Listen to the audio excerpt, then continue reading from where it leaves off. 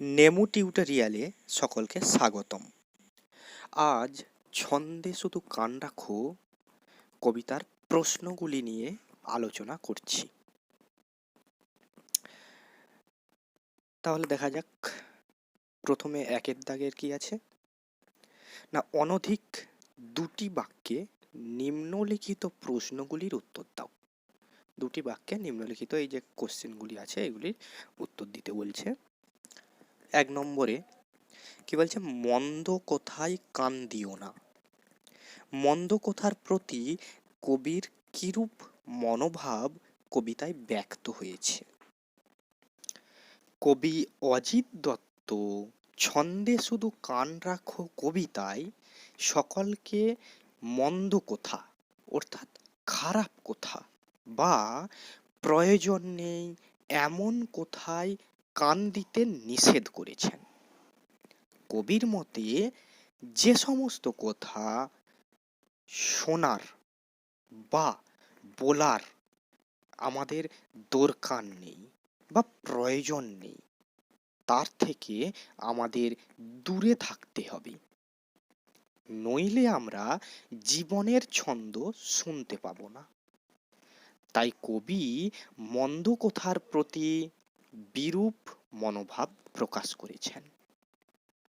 এবার একের দুই, না একের দুইয়ে কি বলেছে, কেউ লেখেনি আর কোথাও।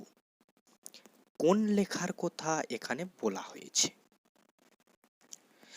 কবি এখানে নদীর স্রোতের ছন্দের সাথে জীবনের ছন্দের তুলনা করেছেন। তিনি বলতে চেয়েছেন কোনো ভুল পথে পা না বাড়িয়ে বা কোনো খারাপ কাজ না করে জীবনের পথ চলা যায়, তাহলে জীবন যেভাবে ছন্দময় হয়ে উঠবে, সেই ছন্দের কবিতা আজ পর্যন্ত কেউ কোথাও লেখেনি। এই রকম ছন্দময় কবিতা লেখার কথা কবি এখানে বলেছেন। এবার একের দাগের তিন কি বলছে না, চিনবে তারা ভুবনটাকে। কারা কিভাবে ভুবনটাকে চিনবে? না এখানে কবি বলতে চেয়েছেন এই পৃথিবী বা জগতের প্রতিটি বস্তুর চলার পথে এক একটি নির্দিষ্ট ছন্দ আছে। সেই সব ছন্দ যদি আমরা চিনতে পারি, তাহলে আমরা এই জগতের বা পৃথিবীর সমস্ত কিছুই জানতে পারবো বা চিনতে পারবো। একের দাগের চার, পদ্য লেখা সহজ নয়। পদ্য লেখা কখন সহজ হবে বলে কবি মনে করেন?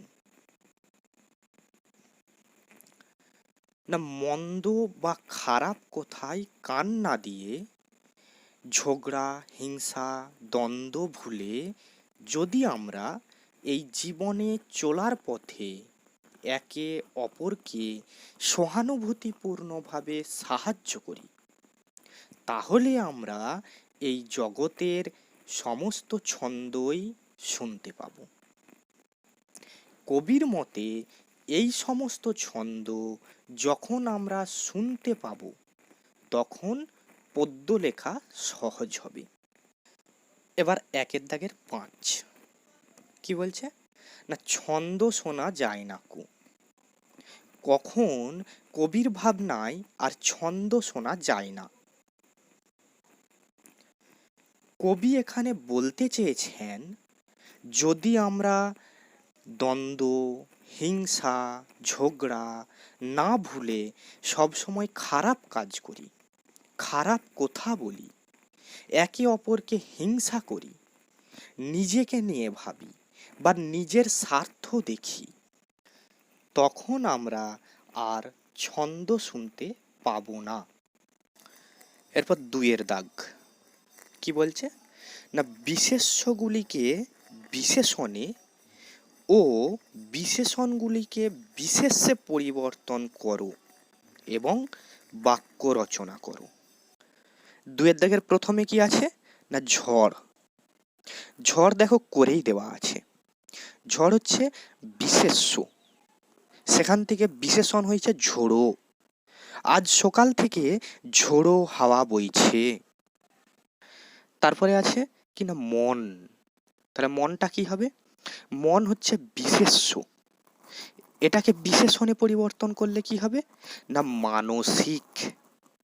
ঠিক আছে, তাহলে মানসিক দিয়ে যদি বাক্য রচনা করা হয়, মানসিকভাবে প্রস্তুত থাকলে আমরা সকল বাধা বিপত্তি পার হতে পারবো।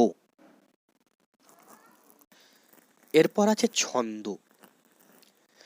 ছন্দ হচ্ছে বিশেষ্য, সেটাকে পরিবর্তন করলে কি হবে, ছন্দময়। তাহলে বাক্য রচনা করলে কি হবে, না মন্দ কোথায় কান না দিলে এ জীবন ছন্দময় হয়ে উঠবে। এরপর হচ্ছে দিন। না দিন কি, বিশেষ্য, ওকে পরিবর্তন করলে কি হবে, দৈনিক। তাহলে দৈনিকের কাজ দৈনিক করা উচিত। এরপর সুর। সুর কি হবে, সুরেলা। তাহলে বাক্য রচনা কি হবে, না ছেলেটি বেশ সুরেলা গলায় গান করলো। এরপর সংকেত। সংকেত বিশেষ্য, তাহলে সংকেত থেকে কি হবে, না সাংকেতিক। বাক্য রচনা, যুদ্ধের সময় সৈন্যরা সাংকেতিক ভাষায় কথোপকথন করে। এরপর দ্বন্দ্ব। দ্বন্দ্ব থেকে হবে দ্বান্দ্বিক। বাক্য রচনা কি হবে, আজ সন্ধ্যায় টেলিভিশনে দুই বুদ্ধিজীবীর মধ্যে দ্বান্দ্বিক আলোচনা হবে। এরপর মন্দ। মন্দ থেকে হবে মন্দতা। বাক্য রচনা, তোমার মনের মন্দতা দূর করো। এরপর ছন্দহীন। ছন্দহীন থেকে কি হবে, ছন্দহীনতা। বাক্য রচনা, ছন্দহীনতাপূর্ণ জীবন জীবন নয়। পদ্যময়। পদ্যময় থেকে হবে পদ্য।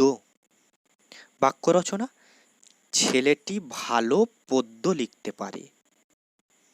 এরপর সহজ। সহজ থেকে হবে সহজিয়া।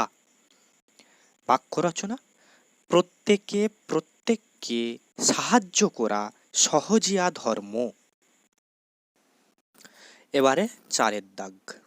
চারের দাগে কি বলেছে, নিচের শব্দগুলি কোন মূল শব্দ থেকে এসেছে লেখো। প্রথমে আছে জোছনা। জোছনা কোথা থেকে এসেছে, জ্যোৎস্না। তারপরে চাকা। চাকা এসেছে চক্র থেকে। এবারে কান। কান এসেছে কর্ণ থেকে। এরপর দুপুর। দুপুর এসেছে দ্বিপ্রহর থেকে। এরপর ঝিঝি। ঝিঝি এসেছে ঝিল্লি থেকে। এরপর পাঁচের দাগ। পাঁচের দাগে কি বলছে, না কবিতার ভাষা থেকে মৌখিক ভাষায় রূপান্তরিত করো। পাঁচের দাগের এক কি আছে, না ছন্দ আছে ঝড় বাদলে। এটাকে মৌখিক ভাষায় করলে কি হবে, ঝড় বাদলে ছন্দ আছে। পাঁচের দুই, ছন্দে বাঁধা রাত্রি দিন। এটাকে মৌখিক ভাষায় করলে কি হবে, না রাত্রি দিন ছন্দে বাঁধা। পাঁচের তিন কি আছে, না কিচ্ছুটি নয় ছন্দহীন। এটাকে মৌখিক ভাষায় করলে কি হবে, কিছুই ছন্দহীন নয়। পাঁচের চার কি আছে, চিনবে তারা ভুবনটাকে ছন্দ সুরের সংকেতে। এটাকে মৌখিক ভাষায় করলে কি হবে, না ছন্দ সুরের সংকেতে তারা ভুবনটাকে চিনবে। পাঁচের পাঁচ কি আছে, কান না দিলে ছন্দে যেন পদ্য লেখা সহজ নয়। এটাকে মৌখিক ভাষায় করলে কি হবে, ছন্দে কান না দিলে পদ্য লেখা সহজ নয়। এরপর ছয়ের দাগ। ছয়ের দাগে কি বলছে? কান শব্দটিকে 5টি বিশেষ অর্থে ব্যবহার করে বাক্য লেখো। তাহলে কান শব্দটিকে 5টি বিশেষ অর্থে ব্যবহার করে বাক্য লিখতে বলেছে। তার প্রথমে দেখো, কান কাটা মানে হচ্ছে নির্লজ্জ, এমন কান কাটা লোক আগে দেখিনি, যাই বলো গায়ে মাখে না। তারপর কানে লাগা, অশ্রুতিকর, এমন বেসুরে গান গেও না, বড্ড কানে লাগে। এরপর কানে দেওয়া মানে শোনা, সব কথা কানে দেওয়া উচিত নয়। তারপর কানে ওঠা মানে অবগত হওয়া, দেখো এই কথা যেন মায়ের কানে তোলো না। তারপর কান মোলা মানে শাস্তি দেওয়া, দুষ্টুমি করলে কিন্তু কান মোলে দেব। এরপর 7-এর দাগ কি বলছে? ঝড় বাদল এমনই সমার্থক শব্দ বা প্রায় সমার্থক শব্দ দিয়ে তৈরি 5টি শব্দ লেখো। তাহলে ঝড় বাদলের মতো সমার্থক শব্দ কি হবে? কোড়াই গুন্ডাই, চাল চলন, হাট বাজার, চিঠি পত্র, নদ নদী। এরপর 8-এর দাগ কি বলেছে? তোমার পরিচিত আর কোন কোন যানবাহনের চলার মধ্যে নির্দিষ্ট ছন্দ রয়েছে? তাহলে আমাদের জানার মধ্যে কি কি যানবাহন রয়েছে বা দেখার মধ্যে কি কি যানবাহন রয়েছে? গরুর গাড়ি, ঘোড়ার গাড়ি, ট্রাম, নৌকা প্রভৃতি। এরপর 9-এর দাগ কি বলছে? নানা প্রাকৃতিক ঘটনায় কিভাবে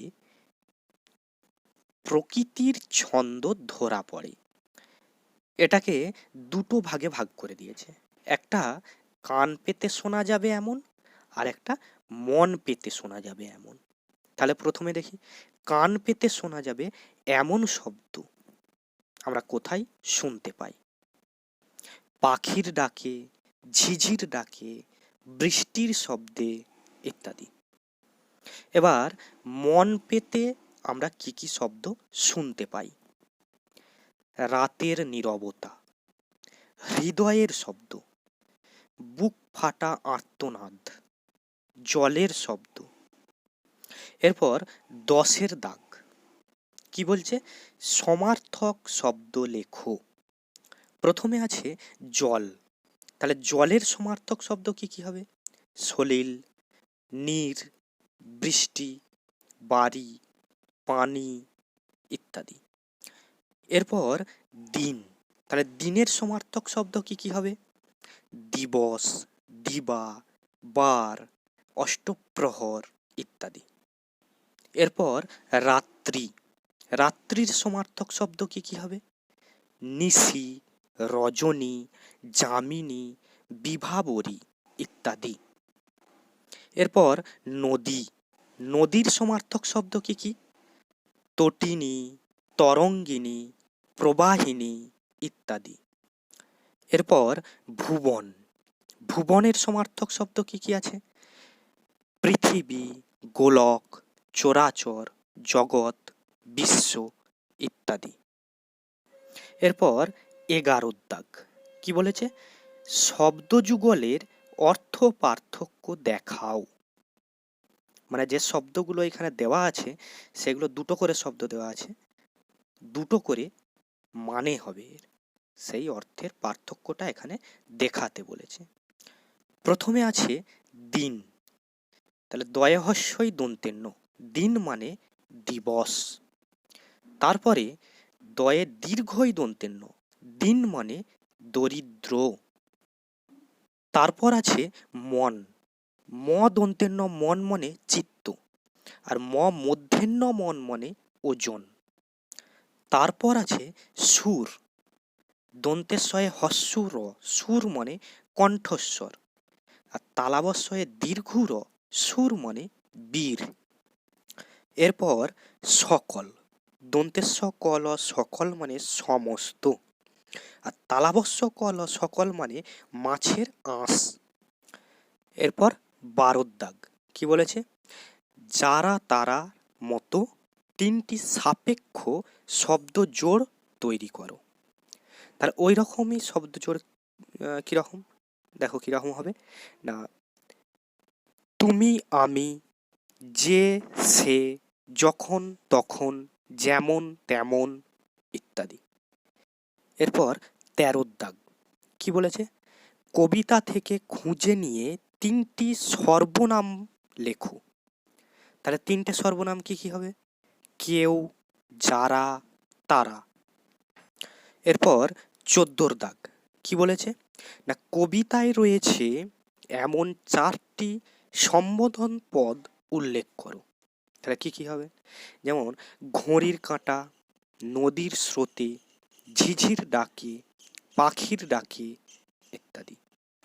এরপর ১৫ দাগ কি বলেছে না, নিচের বাক্য বা বাক্যাংশের উদ্দেশ্য ও বিধেয় অংশ আলাদাভাবে দেখাও। এরপর ১৫ দাগের ১ কি আছে না, ছন্দ আছে ঝড় বাদলে। এখানে উদ্দেশ্য কি, ছন্দ। বিধেয় কি, আছে ঝড় বাদলে। এরপর ১৫ দাগের ২ কি বলছে, দেখবে তখন তেমন ছোড়া কেউ লেখেনি আর কোথাও। তাহলে এর উদ্দেশ্য কি, তেমন ছোড়া। বিধেয় কি, দেখবে তখন কেউ লেখেনি আর কোথাও। এরপর ১৫ দাগের ৩ কি বলেছে, জলের ছন্দে তাল মিলিয়ে নৌকা জাহাজ দেয় পাড়ি। তাহলে এর উদ্দেশ্য কি, নৌকা জাহাজ। আর বিধেয়, জলের ছন্দে তাল মিলিয়ে দেয় পাড়ি। এরপর ১৫-র ৪ কি বলছে, চিনবে তারা ভুবনটাকে ছন্দ সুরের সংকেতে। এখানে উদ্দেশ্য তারা। বিধেয়, ভুবনটাকে ছন্দ সুরের সংকেতে চিনবে। এরপর ১৬ দাগ, ১৬ দাগে কি বলেছে, নিম্ন রেখ অংশগুলির কারক বিভক্তি নির্দেশ করো। ১৬ দাগের ১ ছন্দে শুধু কান রাখো, ছন্দে দাগ। তাহলে এটা অধিকরণ কারকে এ বিভক্তি হবে। এরপর ১৬-র ২ ছন্দ আছে ঝড় বাদলে, ঝড় বাদলে দাগ, এটি অধিকরণ কারকে এ বিভক্তি হবে। ১৬-র দাগের ৩ দিন দুপুরে পাখির ডাকে। এখানে দিন দুপুরের দাগ আছে, এটি অধিকরণ কারকে এ বিভক্তি হবে। এরপর ১৬-র ৪ ছন্দে চলে রেলের গাড়ি। এখানে রেলের গাড়িতে দাগ আছে, এটি কর্তৃকারকে শূন্য বিভক্তি হবে। এরপর ১৬-র দাগের ৫ চিনবে তারা ভুবনটাকে। এখানে তারাই দাগ আছে, এটি কর্তৃকারকে শূন্য বিভক্তি হবে। ৩-এর দাগটা আমার বলা হয়নি, তাই আবার ফিরে এলাম। আবার দেখো ৩-এর দাগটা এবারে আমি কোশ্চেনগুলোর উত্তর বলে দিচ্ছি।